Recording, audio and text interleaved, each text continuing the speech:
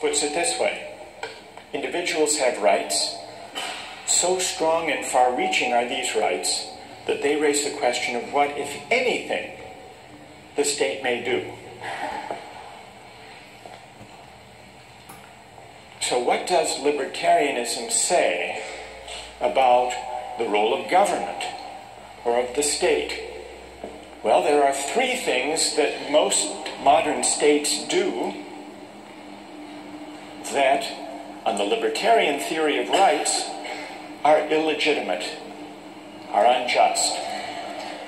One of them is paternalist legislation. That's passing laws that protect people from themselves. Seatbelt laws, for example, or motorcycle helmet laws.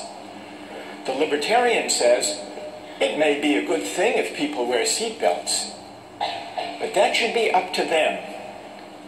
And the state, the government, has no business coercing them, us, to wear seatbelts by law. It's coercion.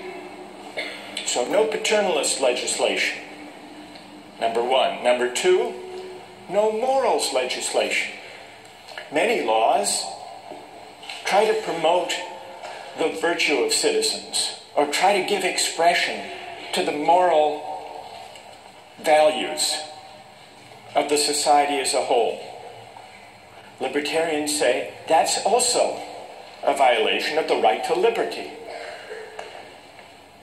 Take the example of, well, a classic example of legislation offered in the name of promoting morality, traditionally, have been laws that prevent sexual intimacy between gays and lesbians. The libertarian says nobody else is harmed, nobody else's rights are violated, so the state should get out of the business entirely of trying to promote virtue or to enact morals legislation.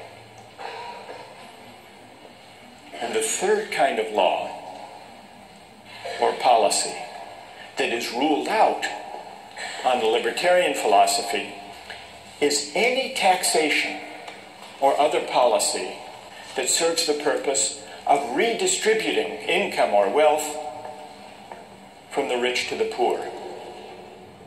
Redistribution is a kind, if you think about it, says the libertarian, is a kind of coercion.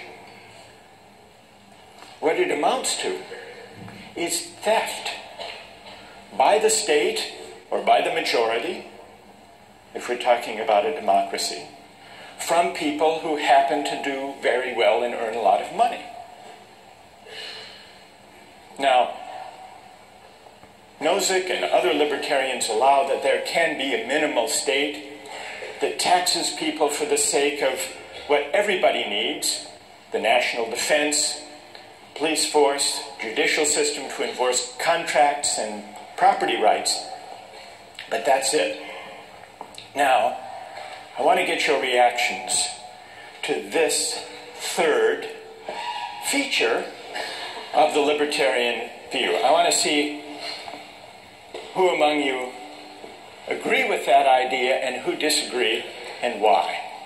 But just to make it concrete and to see what's at stake, consider the distribution of wealth in the United States. The United States is among the most inegalitarian societies as far as the distribution of wealth of all the advanced democracies. Now, is this just or unjust?